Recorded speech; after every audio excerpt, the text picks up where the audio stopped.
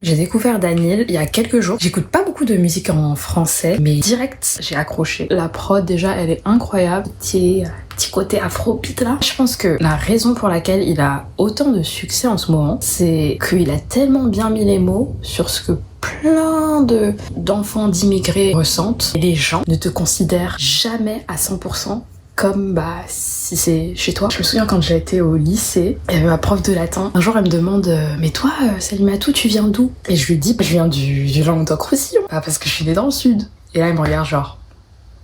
Après elle me fait mais tu viens d'où vraiment? Et certes il y a pas de problème, tu peux me demander de quel pays d'Afrique je suis originaire, il y a pas de souci. Quand elle m'a demandé ça, moi, mon identité, c'était de lui dire je viens d'ici en fait, c'est là que je suis née. J'étais juste une petite girl from the south. Et il y a quelques semaines, je suis retournée au bled pour la première fois en 17 ans. Déjà comme lui, je parle pas vraiment bien la langue ou je bafouille.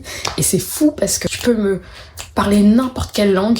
Portugais, italien, espagnol, anglais. Je suis hyper bonne en langue, sauf avec ma langue d'origine. J'étais en train de discuter avec une copine et elle me parlait de ce phénomène psychologique que je sais plus c'était quoi exactement, qu'en tant qu'immigré c'est plus difficile psychologiquement d'apprendre ta langue. Enfin bref, il faut que je retrouve les sources. Bref, du coup je suis retournée au bled et j'avais vraiment l'impression d'être un extraterrestre, comme si tu venais d'une autre planète. En plus j'essayais de me fondre, tu vois, dans la masse, parce que parfois tu vois ça se voit que ça dégringue.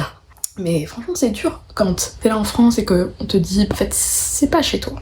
Et que tu retournes chez toi, et on te dit c'est pas chez toi. Comme il dit en fait la maison c'est où. Je me suis grave dit que ces dernières années que c'est pas aux gens de déterminer ton identité en fait. Et c'est pas ce que les gens acceptent ou pas, tu vois.